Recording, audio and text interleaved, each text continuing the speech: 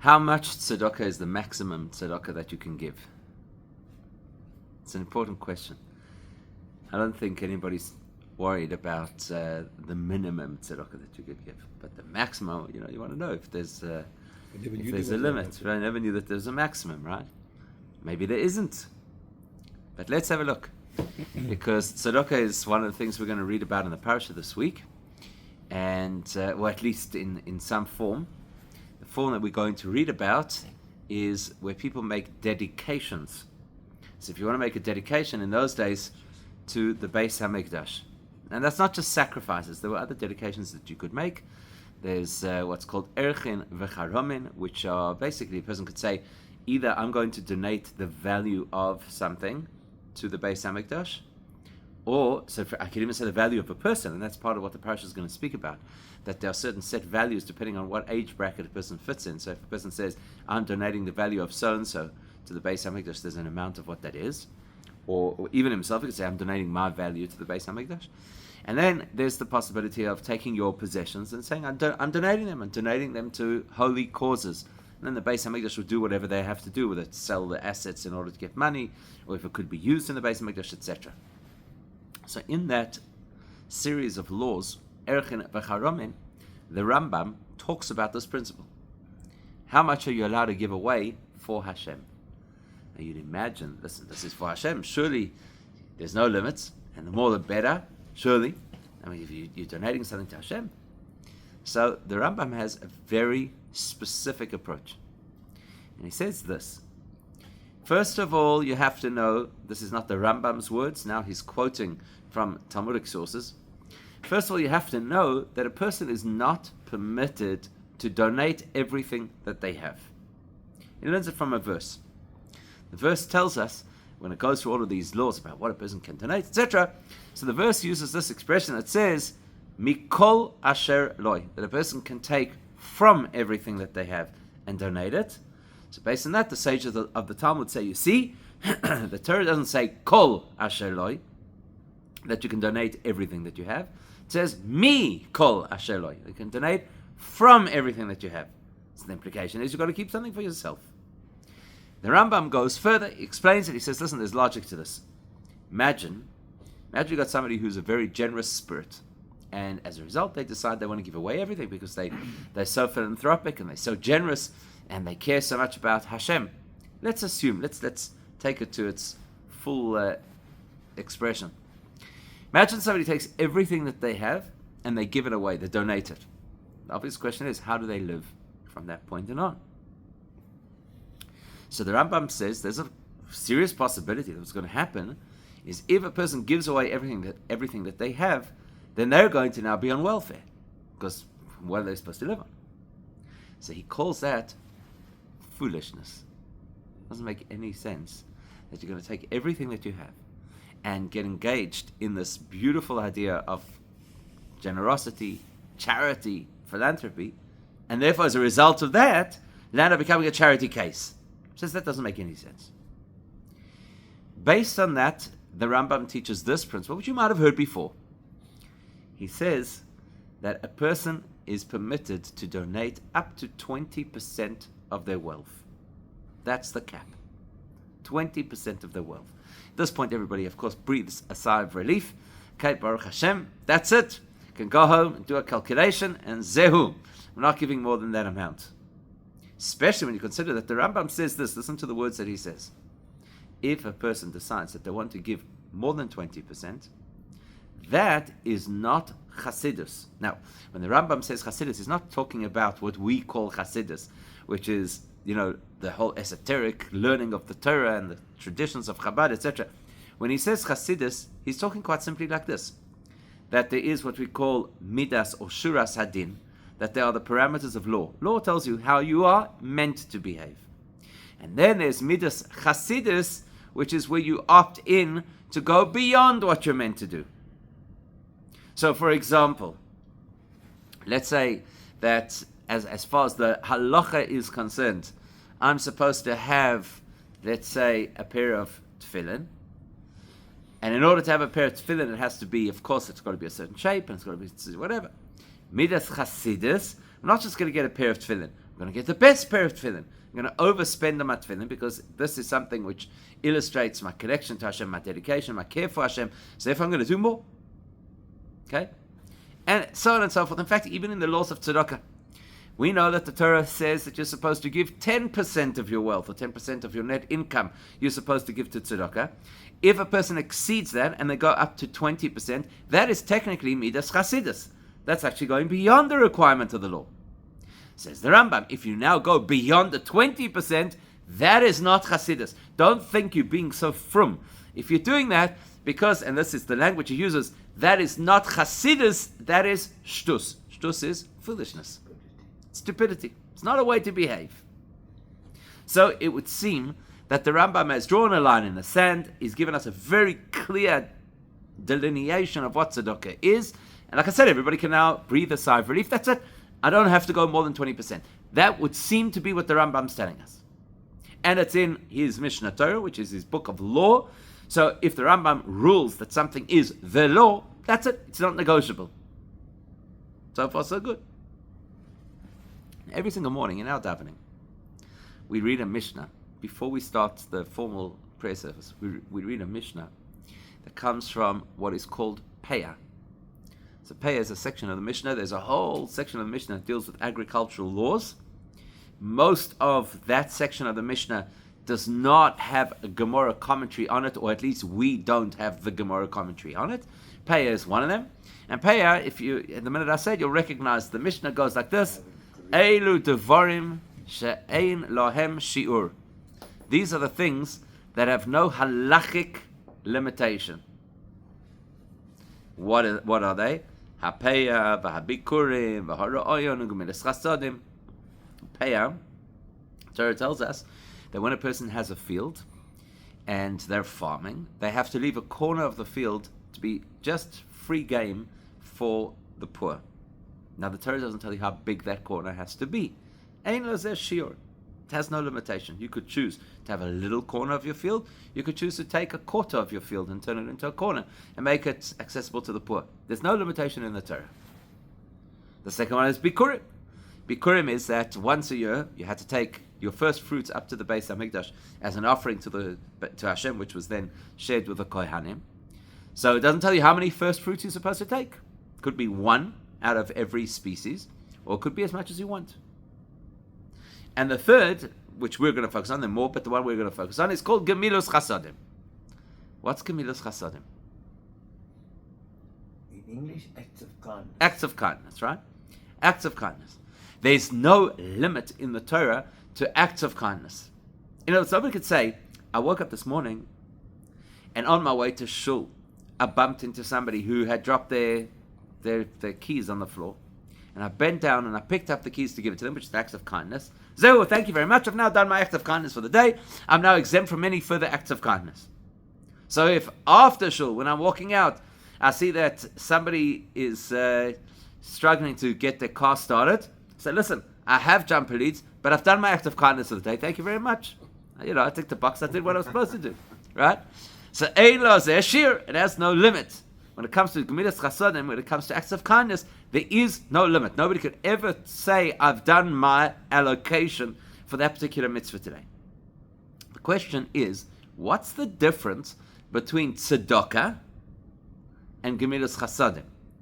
Is tzedakah not an act of kindness? And yet over here, this Mishnah is saying that this is specific. Gemilas Chasadim has no limit. What is the difference between Gemilas Chasadim and tzedakah? One is premeditated. Tzedakah doesn't have to be premeditated. Tzedakah doesn't have to be premeditated. I might be walking down the street and I see a beggar. It's not necessarily premeditated. Includes acts of kindness, but acts of kindness don't necessarily include. Why would you say tzedakah includes acts of kindness? I would say the other way around. I'd say acts of kindness is broader, of which one kind is tzedakah. Same thing, but tzedakah is so when it comes to money. Money. There you go. Yeah, that's have it. You have to regulate that properly. Okay, so tzedakah. Oh, fine. Now you're ready talking what the halakhic implications are. My question was simple. What's the difference between tzedakah and Gemilas Chasadim? Tzedakah, he's just said. Tzedakah is. There's a limit. But that's halakhic application. Right. First, we need to know a definition. What is the difference between tzedakah and Gemilas Chasadim? The difference is tzedakah is money, and Gemilas Chasadim is time, it's personal physical effort, etc. It's a broader category. So therefore, the way that you show kindness, for example, you could do it on Shabbos. Tzedakah, technically, you cannot do on Shabbos. Even though you're allowed to pledge tzedakah on Shabbos. But you can't actually give the tzedakah on Shabbos. Whereas Gemilas Chasadim, you certainly can do on Shabbos. And according to certain opinions, included under the banner, and the Rambam certainly has this opinion, included under the banner of Gemilas Chasadim are other things like visiting the sick, comforting people when they're sitting shiva, having guests in your home. So that certainly you could do on Shabbos because it's not money specific. Rob, is all tzedakah transactional, or can there be a category of tzedakah? No, tzedakah is financial. Whether it's a transaction or not is different. I don't know how you could have a financial gift that's not a transaction. Yeah.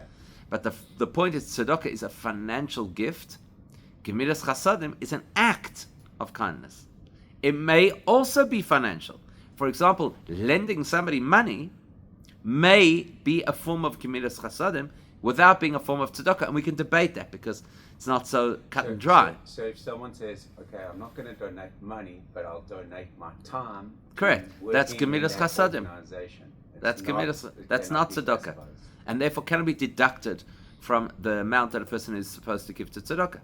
That is Gemilas Chasadim. It's a different concept. So therefore, when you see this concept, this idea that Gemilas Chasadim has no limits, that seems to endorse what the Rambam has told us. That if you want to do something personally, so you want to volunteer, you want to go out and help strangers, you want to have guests in your house, you want to visit the sick, there's no limit. As you say, the sky's the limit. There's no restriction. But the implication sounds like, whereas when it comes to tzedakah, cash, money, there is a limitation. So it would appear.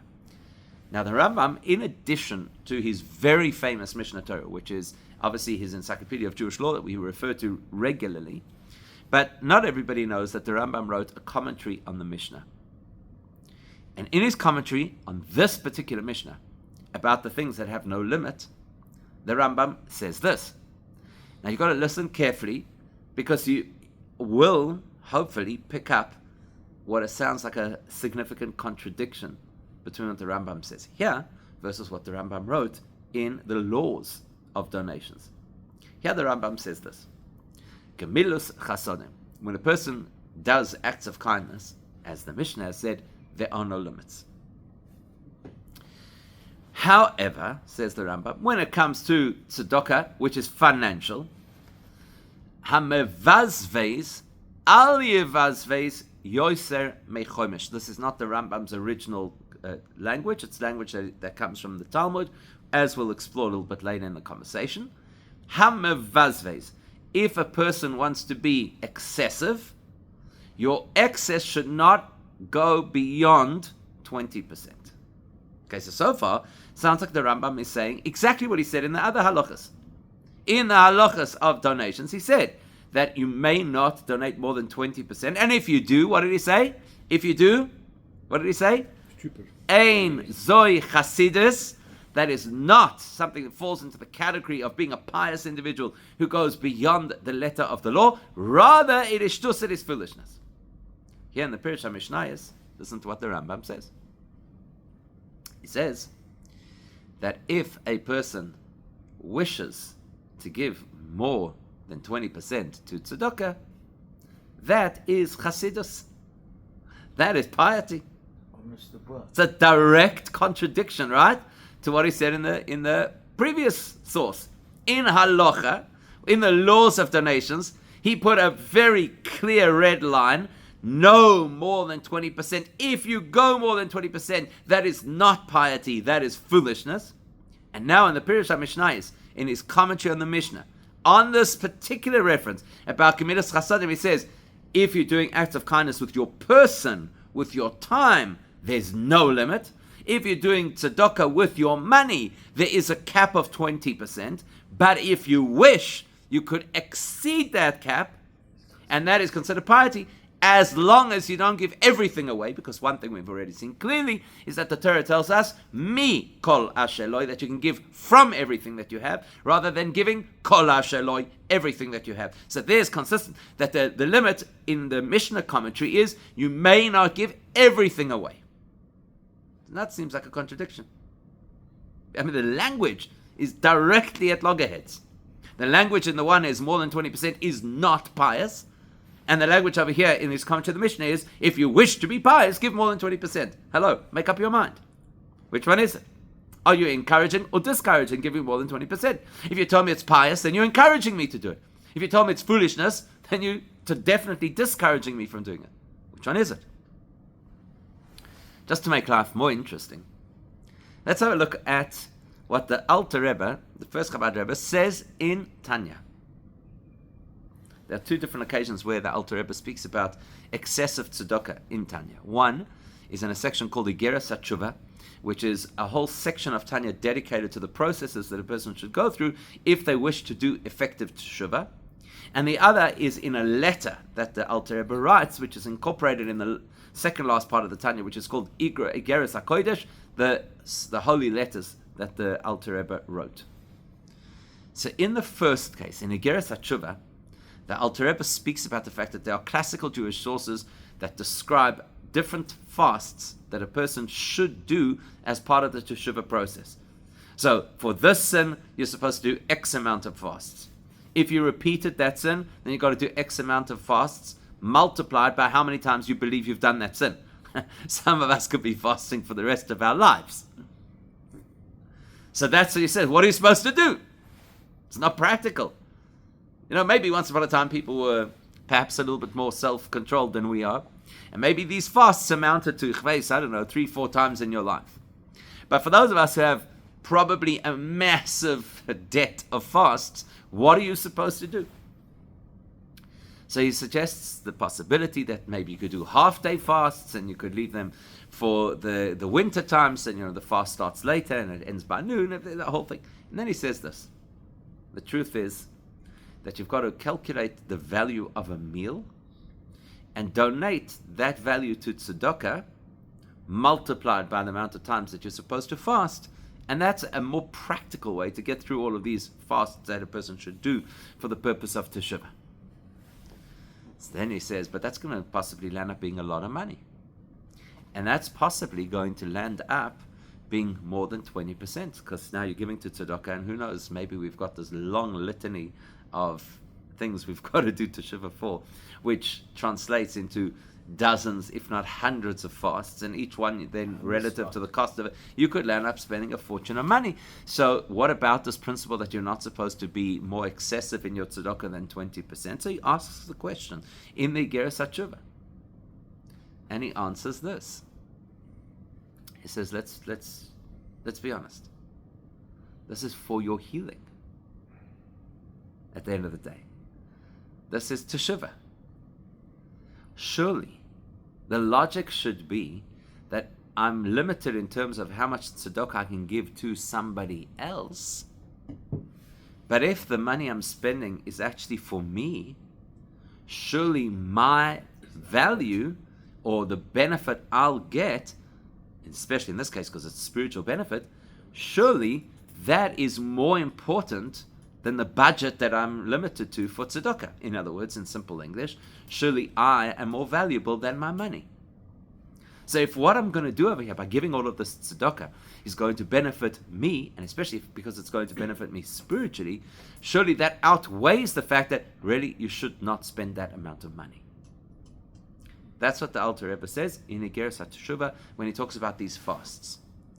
But in Igeras HaKodesh, in this letter that he writes, he says something even more radical. What's that? He says when it comes to doing teshuva, one of the most valuable methods associated with teshuva is excessive tzedakah. As a principle, not just to pay for the value of the meals which would have been the fasts, but actually as a mechanism for teshuva. Tzedakah is a mechanism for teshuva. And he goes so far as to say, in our generation, where we are spiritually weak compared to previous generations. And we are not necessarily in a position that we could do all these amazing things that people used to do in terms of their davening and their meditation and their real sense of doing teshuvah, etc. So in our times, really the big priority for teshuvah is to just give and give and give and give tzedakah. Even if you deplete yourself financially. That's what he says. Even if you deplete yourself financially. Why? So he says, imagine, God forbid, that somebody had a dread disease. Would they cap their medical expenses at 20% of their wealth to save their life? Never. And there's actually a verse in the book of Eov, the book of Job, that says, V'chol asher leish yitain ba'ad nafshoy. Everything that a person has, the person will give for their life. Now it's a nice play on words, because it doesn't say chayehem, their lives. It says nafshoy, their soul. So the Alter Rebbe's argument is this: if I would spend any money in the world to find a cure for a dread disease, God forbid, then surely I would spend any money in the world to heal my soul. Because the soul is a greater asset than the body. A person could save their body, so what will they get for it? Another decade. The soul is forever. So if the psychology of people is that they'll spend everything that they have in order to save their physical life, then surely it is acceptable that a person should spend everything that they have in order to save their spiritual life. That implies, that the Alter Rebbe is telling us there is no cap to tzedakah. Because kol asher leish yitain ba'ad nafshoy, if the context of the tzedakah is in the context of teshuvah, then a person can and probably should give away everything. So now it seems like we have a three-way contradiction.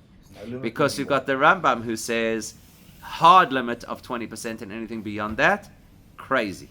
Then you have the Rambam himself saying, well, actually, if you give more than 20%, it's actually pious, as long as you don't wipe yourself out financially. Then you've got the Alter Rebbe saying, no limits. If tzedakah is in a specific context called teshuvah, which he says is what we should be doing nowadays, there should be no limits at all. So now you've got to ask yourself, so how do we balance all of these opinions, and what are you supposed to do in practice?